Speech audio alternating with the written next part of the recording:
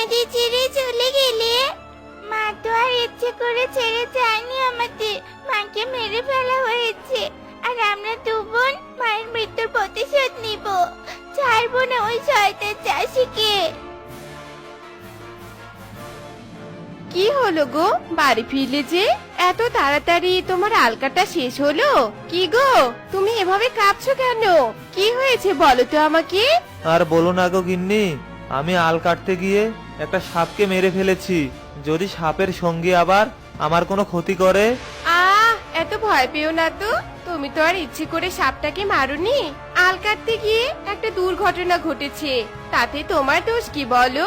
এত ভয় পেতে হবে না, এখন ঘরে চলো তো। পরের দিন পল্লব ভয়ে ভয়ে আবার জমিতে যায় আর জমিতে ফসল বুনতে থাকে। আর সাপের ছানা দুটো গাছের ডালে বসে পল্লবকে দেখতে থাকে। শয়তান লোকটা জমিতে ফসল বুনছে, ইচ্ছে করছে এক্ষুনি গিয়ে একটা দংশন করে শয়তানকে। দংশন করে কি লাভ বোন? আমাদের দাঁতে তো আর অত বিষ নেই, আমাদের দংশনে ওর তেমন কোনো ক্ষতি হবে না তো। সে তুই ঠিকই বলেছিস বোন, ওর কোনো ক্ষতি হবে না বলে তো এখানে ফুসফুস করছি। তবে ওকে মারতে না পারলে কি হবে, ওর ক্ষতি তো করতে পারবো। তুই চল আমার সাথে বোন। এখন আবার কোথায় যাবো বোন? দাঁড়া, আমাকে বল কি করবি। এত কথা না বললে চল তো, চল আমার সাথে, গেলেই বুঝতে পারবি। ওরে বাবারে, আমার দোকানে সাপ কোথা থেকে এলো? এই তোরা কে, কোথায় আছিস? চুপ, একদম চুপ, আর একটা চিৎকার করলে তোকে শেষ করে ফেলবো।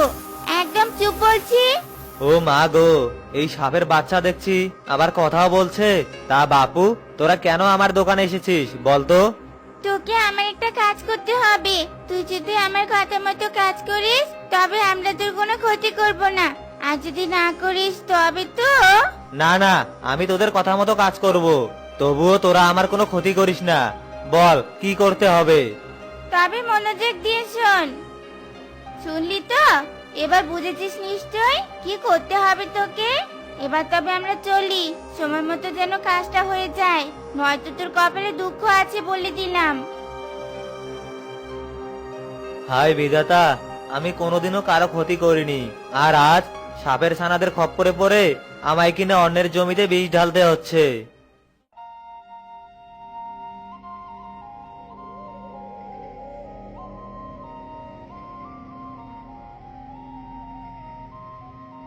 সাব্বাস, এই তো তুমি আমাদের কথা শুনেছো।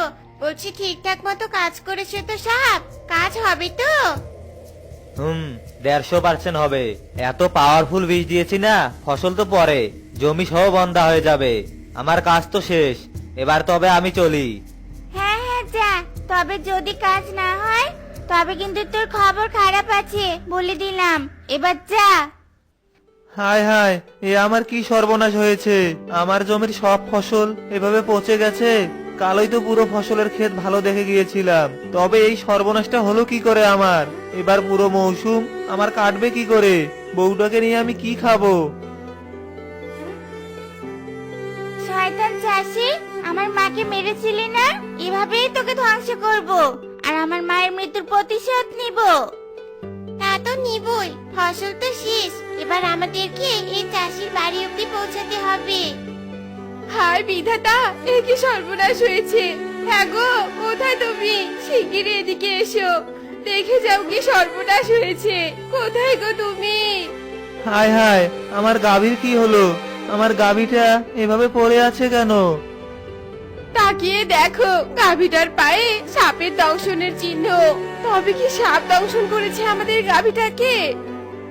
তাই তো, এবার আমি বুঝতে পেরেছি আমার সাথে কেন এসব অঘটন ঘটছে। তুমি থাকো বউ, আমি আসছি। গর্তে কেউ আছো? দয়া করে বাইরে এসো। কেউ আছো? বাইরে এসো। সাপের ছানা? তবে কি তোমরা সেই সাপের ছানা যাকে আমি না বুঝে হত্যা করেছি? বাহ, এই তো তোমার বুদ্ধির গেট খুলেছে। তা বলছি, কেন এসেছো এখানে? তোমরা কেন আমার ক্ষতি করছো এভাবে? আমি তো ইচ্ছে করে তোমাদের মাকে হত্যা করিনি, তবে তোমরা কেন আমার ক্ষতি করছো? চুপ করো, তুমি আমাদেরকে এতিম বানিয়েছো, আবার বলছি ইচ্ছে করে কিছু করনি। মাত্র তো তোমার জমি বন্ধ হয়েছে, গাভী মরেছে, এরপর তোমার স্ত্রী মারা যাবে, তুমি মারা যাবে। না, দয়া করে তোমরা এতটা নিষ্ঠুর হয়েও না। বিশ্বাস করো, আমি ইচ্ছে করে তোমাদের মাকে হত্যা করিনি। আমি জানতামই না এই আলের মধ্যে তোমাদের গর্ত ছিল। আমি হাত জোর করছি, তোমরা আমায় ক্ষমা করো। আমাদের এতিম বানিয়ে আবার ক্ষমা চাইছো? তোমার কারণে যে আমরা আমাদের মাকে হারিয়েছি, তাই একটা শর্তে আমরা তোমাকে ক্ষমা করতে পারি। কি শর্ত বলো? আমি তোমাদের সব শর্ত মেনে নেব। আমাদের যেহেতু এতিম বানিয়েছো, তবে আমাদের দায়িত্ব তোমার নিতে হবে, আর সন্তান স্নেহে লালন পালন করতে হবে। এই কথা? আমি তোমাদের প্রস্তাবে রাজি, তোমরা চলো আমার সাথে। এরপর পল্লব এতিম দুই সাপকন্যাকে তার বাড়িতে নিয়ে যায়। মন করতে আমার বেশ ভালোই লাগে। এই জীবনে যে কত স্থানে ভ্রমণ করেছি তার হিসেবই নেই, তবুও আমার যেন মন ভরে না। তাই তো আজ আবার ভ্রমণে বেরিয়েছি। এসব কথা বলে মায়াপুরী আপন মনে উঠতে থাকে। মায়াপুরীর স্বভাবটাই এমন, যখন তখন ঘুরতে যেত আর আপন মনে ঘুরে বেড়াতো। আর এভাবে উঠতে উঠতে হঠাৎ করে মায়াপুরী অদ্ভুত এক জায়গায় চলে যায়। এ কি, আমি কোথায় চলে এলাম? এই জায়গাটা তো অন্ধকার অন্ধকার লাগছে কেন? আর এখানকার সবকিছু এমনই বা কেন? কি আছে এখানে? একটু সামনে এগিয়ে দেখি তো। এ কথা বলে মায়াপুরীর সামনে এগিয়ে যেতে থাকে। আর মায়াপুরী যেতে যেতে মায়াপুরী রাক্ষসদের রাজ্যে চলে যায়, কিন্তু মায়াপুরী সেটা বুঝতেই পারে না। আমি কোথায় চলে এলাম? চারদিকে শুধু কঙ্কাল আর মানুষের হাড়গোড় দিয়ে ভরা। তবে এত কিছুর মধ্যে ওই গাছের লাল ফলগুলো বেশ আকর্ষণীয়। কি ফল ওগুলো? লাল টসটসে দেখতে, দেখে একেবারে আমার জিভে জল চলে এলো। দেখি তো একটা ফল খেয়ে। এরপর মায়াপুরী ওই ফল গাছটার কাছে যায় আর সেই গাছ থেকে একটা ফল পেড়ে নেয় আর কৌতূহল বশত ফলটা খায়। আর সেই ফলটা খেতে মায়াপুরীর মাথা ঘুরতে শুরু করে। সে রাক্ষসীদের মতো গর্জন করতে থাকে আর মুহূর্তেই মায়াপুরী রাক্ষসীতে পরিণত হয়। কি হচ্ছে আমার সাথে? আমার এমন লাগছে কেন? ভীষণ ক্ষুধা পেয়েছি, এখন আমি কি খাবো? এসব কথা বলে রাক্ষসী আশেপাশে ছুটতে থাকে আর রাক্ষসী ছুটতে ছুটতে লোকালয়ে চলে আসে। আর তখনই রাক্ষসীর সামনে একটা গর্ভবতী মহিলা চলে আসে। পেয়েছি পেয়েছি, আমি একটা শিকার পেয়েছি। আমি আর তোকে ছাড়ছি না, এবার আমি তোকে খেয়ে আমার ক্ষুধা মেটাবো। না না, এ হতে পারে না। আমি হুট করে রাক্ষসীর সামনে চলে এলাম কি করে? দয়া করো রাক্ষসী, দয়া করে তুমি আমায় খেও না। আমি যে 9 মাসের অন্তঃসত্ত্বা, দয়া করে তুমি আমার সন্তানদেরকে পৃথিবীর আলো দেখার সুযোগ দাও। আমি তোমার কাছে হাত জোড় করছি। এসব কথা বলে গর্ভবতী মহিলা অনুনয় বিনয় করতে থাকে, কিন্তু তাতে কোনো লাভ হয় না। রাক্ষসী মহিলাটাকে গিলে খেয়ে নেয়। শান্তি, বড্ড শান্তি, এবার আমার ক্ষুধা মিটেছে। কিন্তু আমার মাথাটা এভাবে ঘুরছে কেন? আর শরীরটা ভারী লাগছে কেন? আর ধপাস করে মাটিতে অজ্ঞান হয়ে যায়। আর যখন জ্ঞান ফিরে আসে, দেখে সে পরী রূপেই আছে আর সে গর্ভবতী হয়ে গেছে। এ কি করে সম্ভব? আমি গর্ভবতী হলাম কি করে? আর এতক্ষণ আমার সাথে কি ঘটেছিল আমার তো কিছুই মনে পড়ছে না। এসব ভেবে তো আর সময়ও নষ্ট করা যাবে না। সন্ধ্যা নেমে এলো বলে আমাকে তো আবার পরিরাজ্যে ফিরতে হবে। এরপর মায়াপুরী পরিরাজ্যে ফিরে যায় আর মায়াপুরীকে গর্ভবতী অবস্থায় দেখে পরিরাজ্যে নানা রকম কথার রোল পড়ে যায়। হায় হায় মায়াপুরী, এ তুই কি পাপ করেছিস? তুই এই পাপ কোথা থেকে টেনে আনলি? তুই বিয়ের আগে গর্ভবতী হলি কি করে? তোর জন্য তো আজ পরিরাজ্য কলঙ্কিত হলো। এভাবে পরিরাজ্যের পরীরা মায়াপুরীকে নানা রকম কথা শোনাতে শুরু করে। ততক্ষণে রানীপুরীর কানেও এই খবর চলে যায়। রানীপুরী ক্ষিপ্ত হয়ে মায়াপুরীর কাছে আসে আর দেখে মায়াপুরী প্রসব বেদনায় কাতরাচ্ছে। মরে গেলাম গো, মরে গেলাম।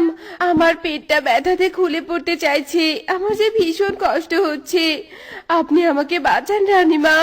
চুপ কর কলঙ্কিনী, না জানি কোথা থেকে পাপ বয়ে এনেছিস, আবার এখন যন্ত্রণা থেকে মুক্তি চাইছিস। পাপ যখন করেছিস তবে সেই পাপের ফল তোকেই ভোগ করতে হবে। এখন যন্ত্রণা সহ্য কর, সন্তান জন্ম দে, তারপর না হয় দেখবো তোর গর্ভে কোন পাপ ছিল। মায়াপুরীর এমন কঠিন মুহূর্তেও রানীপরী কটাক্ষ করতে ছাড়ে না। অবশেষে মায়াপুরী তিনটে মানুষ কন্যার জন্ম দেয়। পরীর গর্ভে 3 মানুষ কন্যা, তবে কি তুই পৃথিবীতে গিয়ে এই পাপটা বয়ে এনেছিস? ছি ছি ছি ছি ছি ছি, শেষে কিনা তুই পরী হয়ে মানুষকে ভালোবেসেছিলি? তবে তোর আর এই পরিরাজ্যে স্থান হবে না। তুই তোর পাপের ফল নিয়ে পরিরাজ্য থেকে এক্ষুনি বেরিয়ে যা। এসব কথা বলে রানীপরী মায়াপরীকে পরিরাজ্য থেকে তাড়িয়ে দেয়। আর মায়াপরী তার 3 মানুষ কন্যাকে নিয়ে পৃথিবীতে আসে। আর 3 কন্যাকে কোলে নিয়ে মায়াপরী কান্না করতে থাকে। হায় ঈশ্বর, এসব কি ঘটছে আমার সাথে? আমি তো কিছুই বুঝতে পারছি না। আমি কোনো পাপ না করে গর্ভবতী হলাম, তার উপর আবার মানুষের 3টে কন্যা সন্তান জন্ম দিলাম। কি করে এসব ঘটলো ঈশ্বর? আমি তো কিছুই বুঝতে পারছি না। এসব কথা বলে মায়াপরী যখন কাঁদছিল, ঠিক তখনই সে পথ দিয়ে এক ভৈরবী মা যাচ্ছিল। মায়াপরী 3 কন্যার কপালের জন্ম চিহ্ন দেখে ভৈরবী মা থেমে যায় আর অস্থির হয়ে মায়াপরীর কাছে আসে। এ কি বাছা, তুই এই সন্তান কোথায় পেলি? এই সন্তান তো সুজাতার গর্ভে হওয়ার কথা, কারণ আমি যে সুজাতাকেই মন্ত্রপুত জল দিয়েছিলাম। আমি কিছু জানি না ভৈরবী মা, কি করে আমার সাথে এসব ঘটলো। তবে ভৈরবী মা বিশ্বাস করুন, আমি কোনো পাপ করিনি। কাঁদিস না মা, শান্ত হ, আমি দেখছি কি করে ঘটলো।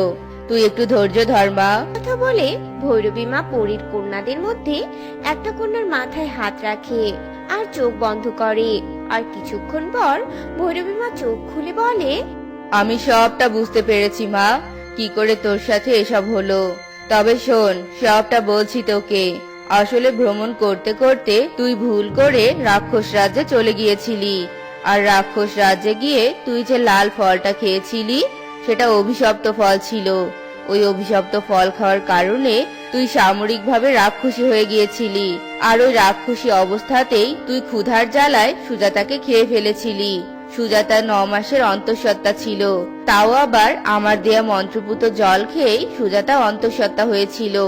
আর সুজাতার গর্ভে এই পুণ্যবতী 3 কন্যা ছিল। আর তাই তো তোর পেটে গিয়ে সুজাতার মৃত্যু হলেও পুণ্যবতী 3 কন্যার মৃত্যু হয়নি। আর এই পুণ্যবতী 3 কন্যা পেটে যাওয়ায় তুই গর্ভবতী হয়েছিলি, আর এই 3 পুণ্যবতী কন্যার জন্ম দিয়েছিস। কি বলছেন ভৈরবী মা? এত কিছু ঘটেছে আমার সাথে শুধুমাত্র একটা ফলের জন্য? তবে আফসোস নেই কোনো, কারণ আমি পুণ্যবতী 3 কন্যা সন্তানের জন্ম দিয়েছি। তোর উদারতা দেখে আমি মুগ্ধ হয়ে গেলাম। তবে বাছা, এই পুণ্যবতী 3 কন্যার 3টি বিশেষ শক্তি আছে। প্রথম কন্যা অসুস্থ ব্যক্তিকে সুস্থ করার ক্ষমতা নিয়ে জন্মেছে, আর দ্বিতীয় কন্যা গরিব অসহায় মানুষকে সাহায্য করার জন্য স্বর্ণ দেওয়ার ক্ষমতা নিয়ে জন্মেছে, আর তৃতীয় কন্যা পূর্ব থেকে বিপদ অনুধাবন করার ক্ষমতা নিয়ে জন্মেছে। আর এই কন্যারা এসব শক্তি নিয়ে জন্মেছে শুধুমাত্র মন্ত্রপুত জলের জন্য। সত্যি বলছেন ভৈরবী মা?